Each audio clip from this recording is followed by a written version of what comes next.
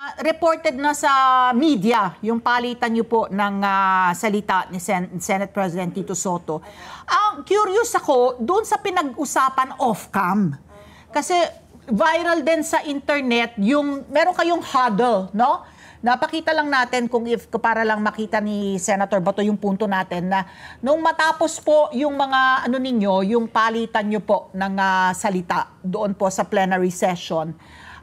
Meron kayong usapan, off-camera na, yung mga senator. Yun po ang gusto kong ikwento nyo sa amin, kung ano yung napag-usapan at humantong ba sa pagpapaliwanagan at nagkasundo ba in the end ang majority at minority. Senator Bato.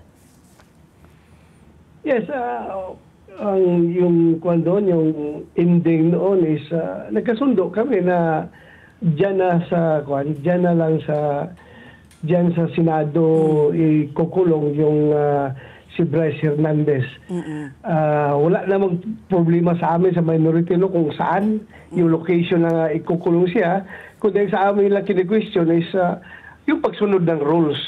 Kasi yung lipat sa kanya from Krami to Pasay City was done by plenary action.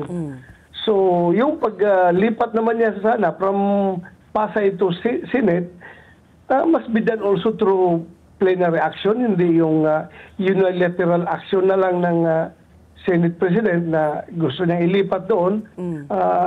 Hindi po nasusunod ang tamang proseso. Kaya tinatanong po namin.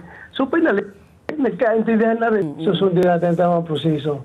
So, yun lang po ang naayos naman natapos rin kahapon. Oo. Senator Bato, ako gusto ko lang po malaman, no, kasi nga last week lang po ito, no, yung nagkapalitan po ng leadership po sa Senado.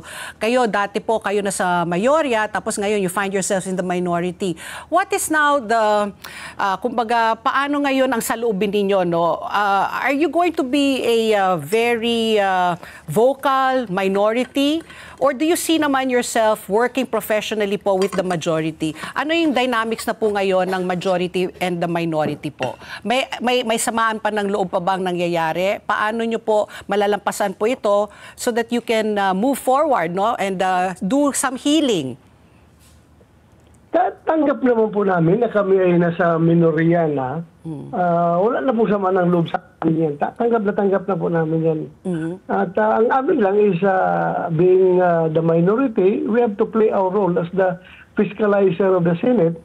At kami na po ay nagmamatsyag sa lahat ng mga gagawin ng mayorya. At andyan na po kami para kung ito ay karapat-dapat na suportahan itong kanilang mga actions, yung kanilang mga pinapasa ng mga measures, nandiyan po kami para sumuporta. Pero pag nakita rin naman namin na karapat-dapat lang na i-fiscalize ito, kailangan nating magsalita, andyan po kami para pumuna. Constructive criticisms, pwede namin gawin. Hindi po kami naging minority para mag-ingay lang na mag-ingay na humarang lang ng humarang kung ano, hindi po ganyan yung aming ugali. Diyan po kami para sumuporta at mag-fiscalize nga. Kasi yan ang aming papel sa Senado.